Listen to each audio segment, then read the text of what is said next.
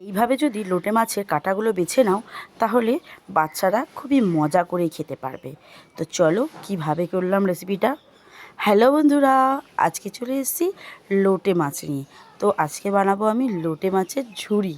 তো বাচ্চারা খুবই ভালো খাবে এই জিনিসটা, খাবারটা। তো প্রথমেই আমি সিদ্ধ করে নিয়েছি, কারণ কাঁটাগুলো থাকলে না বাচ্চারা খেতে খুবই অসুবিধা হয় তাদের। তো প্রথমেই আমি এগুলো সিদ্ধ করে নেবো, যাতে লোটে মাছের কাঁটাগুলোকে আমি বার করে নিতে পারি। তো আমি একটা একটা করে লোটে মাছগুলো বেছে তার গা থেকে কাঁটাগুলোও বার করে নেবো। তো খুবই দেখো সহজেই কাঁটাগুলো বেরিয়ে যাচ্ছে। তো এবার আমি সমস্ত কাঁটাগুলো বাছা হয়ে গেছে, একটা প্লেটের মধ্যে মাছগুলো তুলে নিয়েছি। এবার একটা কড়াইয়ের মধ্যে কিছুটা পরিমাণে তেল দিয়ে, গোটা জিরে দিয়ে, আর কিছুটা পরিমাণে আমি এখানে পেঁয়াজ ব্যবহার করেছি। তো পেঁয়াজগুলো তোমরা আরও ভালো করে চপ করতে পারো, মানে আরও ছোটো ছোটো করে চপ করতে পারো। তো আমি এইভাবেই চপ করেছি।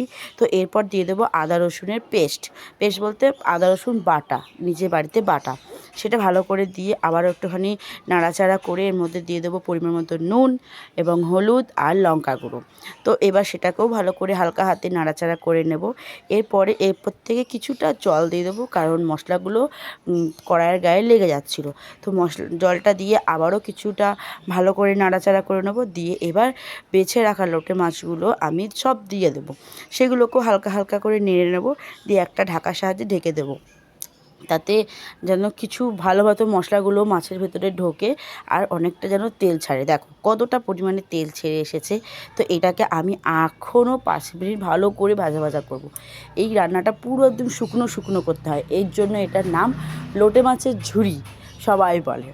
তো আরও দেখো কতটা ভালো নাড়াচাড়া করে নিয়েছি, যে কড়াইয়ের গায়ে পোড়া পোড়া হয়ে লেগেও যাচ্ছে।